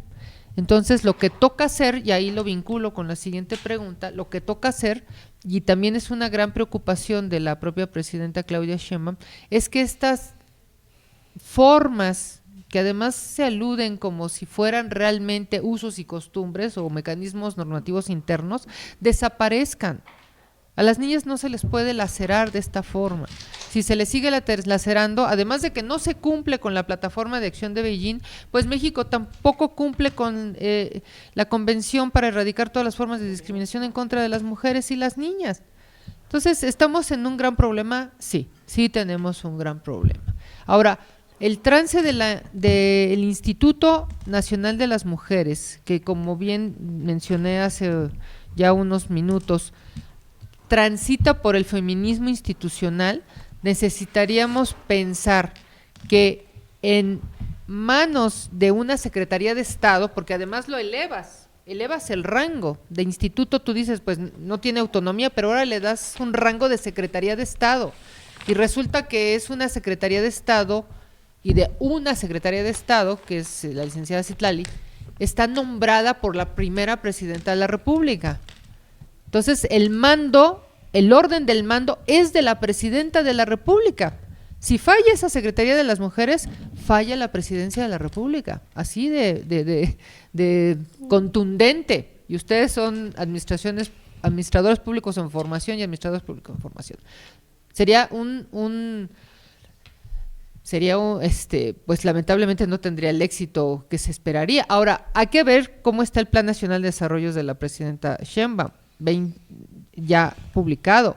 Ella habla de una cartilla para las mujeres y habla de la transversalidad de la igualdad sustantiva en toda la administración pública y habla también de otro elemento que a mí me parece muy interesante. Ella habla de la República de y para las mujeres, y ese cometido lo tiene la Secretaría de las Mujeres. Y con esto cierro, ya no te regreso la palabra porque la doctora Alejandro ya necesita también contestar. Gracias. Sí, disculpa. Bueno, sí, rapidísimo. me centro en la parte de educación. Por eso le preocupa a la ONU la educación, desde, o sea, el enfoque de niñas y de ahí jóvenes, adolescentes y adultos en educación, porque además el papel de la mujer, aunque sea profesionista o se quede en casa, lo que decida, sigue siendo un elemento clave y un vínculo con su entorno. Entonces, si la mujer aprende a tomar mejores decisiones, a su descendencia también le enseñará a tomar las mejores decisiones. Si esta no está preparada, no está educada, entonces pues seguiremos padeciendo los puntos. Entonces ahí recupero en estos retos de Beijing es educación. En cuanto a administración pública, qué bueno, y además para regular el sector privado, pues es también que tengamos otro tipo de leyes, porque hoy, por ejemplo, seguimos pagando el famoso impuesto rosa y dices, a ver, ¿y cómo por qué? Porque más mujeres consumimos, ¿y por qué tengo que pagar más? Por un desodorante que también puede usar el de hombres, nada más que, pues, que no tiene el olor rico, pero para lo que funciona, ¿por qué yo tengo que pagar más? Entonces, esto es también en el sector privado no solo las desigualdades, sino sus propuestas de mercado también para seguirnos afectando como mujeres. Y respecto a que ya tenemos una secretaria que, bueno, felicidades, ya es un punto, pero aquí entonces nosotros como científicos y científicas sociales, pongámonos a ver presupuestos. Vamos a comparar si va a tener el presupuesto suficiente. Muchas gracias a todos, gracias a las autoridades del SUA. Maite, muchas gracias. Bueno, si me permites también despedirme, muchas gracias a todas y a todos las estudiantes que nos acompañaron, al doctor Daniel Sánchez por su generosa invitación y al doctor Gabriel Campuzano también por su interés en el tema y por traernos de regreso aquí a casa. Sí. Gracias, muy buenas tardes. Bueno, gracias. Gracias a toda la audiencia y bueno, ahí nos seguimos viendo en otras ocasiones. Gracias a todos los que nos ven por allá. Gracias.